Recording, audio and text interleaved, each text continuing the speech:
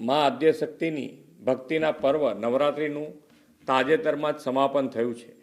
નવરાત્રિના પર્વમાં આનંદ અને ઉલ્લાસની સાથે મા શક્તિની ઉપાસનાનું અનોખું મહત્ત્વ રહેલું છે. આપણા શાસ્ત્રોમાં માતા બહેનોને શક્તિ સ્વરૂપા ગણવામાં આવી છે. વિશ્વ નેતા અને યશસ્વી વડાપ્રધાન શ્રી નરેન્દ્રભાઈ મોદીએ વિકસિત ભારત 2047ના નિર્માણ માટે જ્ઞાન શક્તિ એટલે કે ગરીબ, યુવા, અન્નદાતા, કિસાન અને નારી શક્તિ આ 4 મહત્ત્વના પિલ્લર ગણાવ્યા છે. વિકસિત ભારત માટે વિકસિત ગુજરાત બનાવવામાં સરકાર સાથે સ્વૈચ્છિક સંગઠનો પણ પોતાનું દાયિત્વ નિભાવે છે. રાજ્યની માતા બહેનોને એમ્પાવર કરવા માટે પ્રોજેક્ટ લાઈફ ગુજરાતમાં ખૂબ ઉમદા કામગીરી કરી રહી છે. મને જણાવવામાં આવ્યું છે કે તેમના સતત પ્રયાસોના પરિણામે રાજ્યમાં 12,500થી વધુ મહિલાઓ આત્મનિર્ભર બની છે. પ્રોજેક્ટ લાઈફ દ્વારા જરૂરિયાતમંદ મહિલાઓનું સ્કિલ ડેવલપમેન્ટ કરીને તેમને સ્કિલ અનુરૂપ સાધન સામગ્રી પણ પૂરા પાડવામાં આવે છે.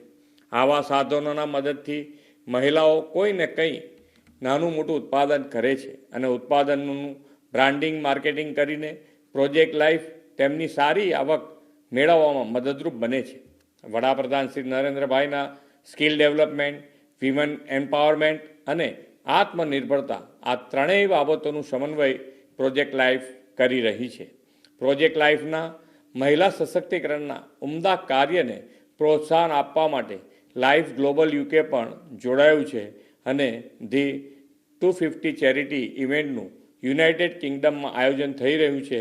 એ ભારતીય સંસ્કૃતિનું વસુદેવ કુટુંબકમ જ છે. આજનો આ કાર્યક્રમ ભારતની આ સંસ્કૃતિને પણ ઉજાગર કરતો કાર્યક્રમ છે. સવાયા ભારતીય, સવાયા ગુજરાતીઓ પોતાની માતૃભૂમિની માતા બહેનોના એમ્પાવર માટે એક સાથે આવ્યા છે. આ ધ 50 ચેલેન્જમાં 250 પાઉન્ડનું ડોનેશન મહિલા શક્તિને આત્મનિર્ભર બનાવશે તેવી વિભાવના સાથેની ચેલેન્જ છે.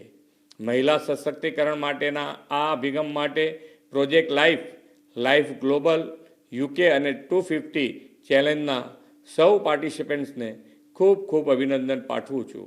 આપ સૌને આવનાર દિવાળી અને નૂતન વર્ષના તહેવારોની પણ એડવાન્સમાં શુભેચ્છાઓ. ભારત માતા કી જય. વંદે માતરમ. જય જય ગરવી ગુજરાત.